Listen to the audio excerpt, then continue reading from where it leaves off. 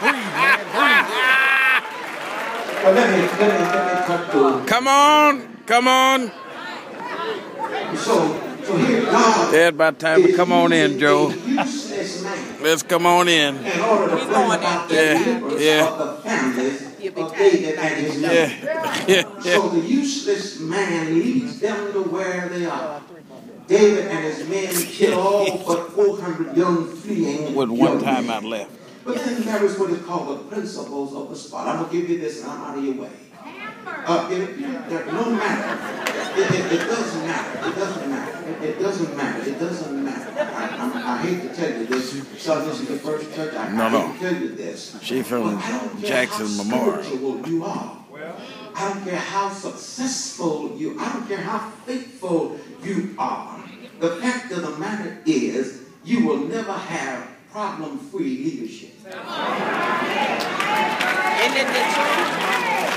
Oh, mother done pointed at You us. see, if you look in this text, you will Mother discover said, that David and his men have the problem. And the problem was their families and their spoils had been taken. Yeah. Now David and his men go whip the enemy, bring them back. Now, you would think all problems are gone. Yeah. But guess what happens?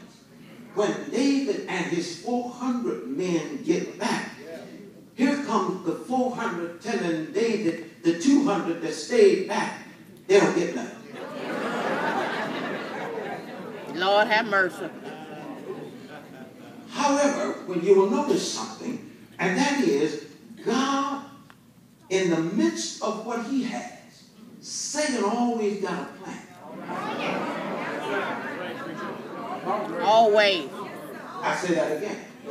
If you don't believe me, read the Bible. When in the book of Job, chapter 1, verse, when the day that the sons of God came to present themselves before the Lord, Satan came also among them, and somehow Satan sees to it that there are tares in the midst of wheats and goats in the midst of sheep and sons of Belial in the army of the king and of Judas in the midst of the disciples of Christ. My God. That's why you have to stay prayed up. Do I have a witness? And so but look at what happens. David, in the midst of all of this selfishness, he starts acting like a general in the army, but he starts acting like the king of Israel. Yeah, take For it the easy. first act was an act of justice as he represses the selfishness on the part of the complaining men who engaged in the fight. And he reminded them that the plunder really did not belong. All right.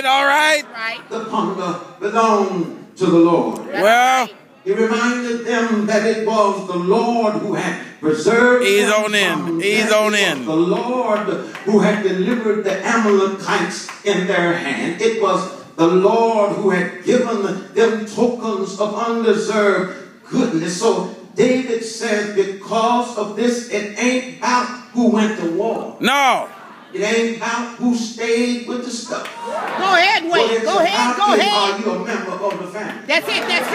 And if you are a member of the family, you will get a grace gift. Right. Come on. And secondly, David's act was called uncalled for generosity. Yeah. And you know what uncalled for generosity is, don't you? Grace. They call it grace. Yeah. Do I have a witness? That's it. So the Bible says David enlists 13 cities plus the 400 and the 200 men. Yeah. 600 and all. But then he goes through 13 cities and starts passing out the grace gifts. Yeah. And I want to tell you today that hurry on to close, and that is David is a type of God's greater son. Yeah.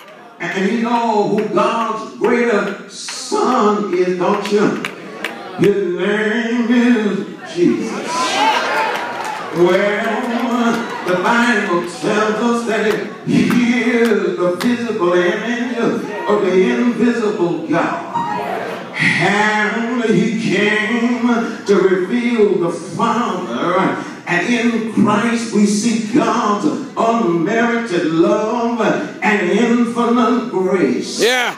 And in Christ we see the exhibition of the generous heart of God. Come on here. Prove it, brothers and sisters. Do you not know nobody in the world has ever given a gift like God? The Bible says, for God so loved the world that he gave his only begotten Son, that whosoever believeth in him shall not perish but have everlasting life. I'm through when I tell you the late Dr. Manuel Scott said, young man preaching is taking a text and building a path to Mount Calvary. And I want to tell you, brothers and sisters, my brother had a young man to come to his house. He wouldn't even wait till my brother came to the church to talk to him. Wait, what's wrong with him? He said, Reverend, I want to talk to you. My brother said, come on in, let's talk. The young man said, well, Reverend, what I really want to know is that why is it that every time you preachers get up to preach, you always got to talk about Jesus died?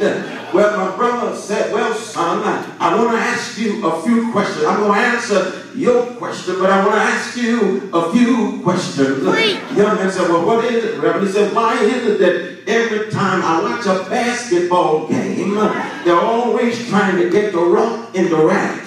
And every time I see a hockey game, they're trying to get the puck in the net.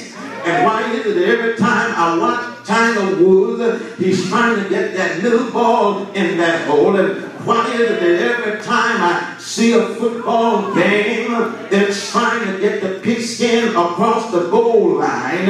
And why is it that every time I see a baseball game, the runners are always trying to cross home plate? The young man said, well, Reverend, that's easy. But my brother said, what is the answer? He said, well, that's how you win the game. My brother said, I'm glad you brought that up. Because you want to know why it is that we always got to talk about he died, was buried, and rose again. That's how we as believers have. All right, hit him. And so I want to close by going one more time. The Bible said they took Jesus and whipped him all night long, and put a rugged cross on his shoulder, and led him up Calvary's hill. When they got him on Calvary, help him, White, help him. His hands. My daddy would say it like this: if you think I'm going to fight, nail my hands. And if you think I'm going to run, nail my feet. But one thing you better not do, you better not raise me up, because I made a promise, and if I be lifted up from the earth, I'll draw men unto me. I tell you, on Calvary, they trumped him low, stretched him wide, and hung him high. And on a hill called Calvary, he died. And the late Dr. Freddie Dunn said the S-U-N looked down and saw his maker and said, two suns can't shine at the same time. So the sun filled his face, and the moon became blood red, and stars fell like figs coming out of a fig tree. He died on Calvary. Is there anybody here that can say, I know that he died on Calvary? He died until somebody said, surely this must be the Son of God. They took my Lord and laid him in a brand new tomb. It was new, but it was also borrowed. And the late Dr. Sandy Ray said, somewhere between Friday and Sunday, Jesus slipped away in hell and rode his chariot through hell and wrapped around his chariot wheel, death, hell, and the grave. And the host of hell said, right on, conquering king. But around early Sunday morning, I said, I have to tell you like the old Baptist early Sunday morning, is there anybody that can say,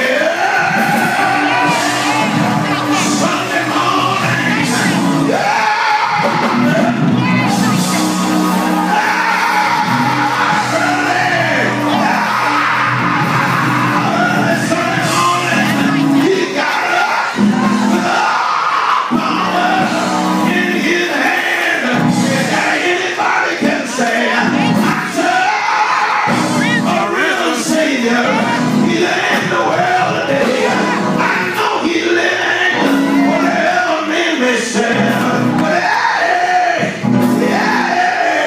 yeah. See the hand of mercy, giving voice to tear, and just the time I need him, he's always there. He lives. He lives. Yes.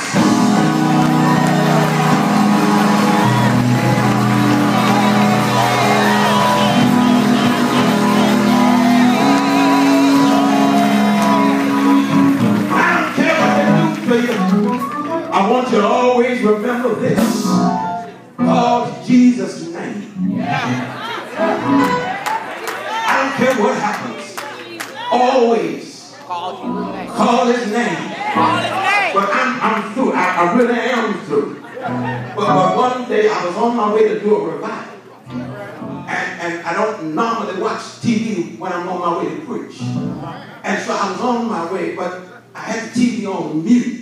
And I saw some beautiful African-American women. And I discovered they were singing. And so I decided to turn it up to see what they were saying. And this is what they said. If you love me, like you say you love me, say my name. And if it ain't no game, say my name. If it ain't no shame, say my name. And about that time,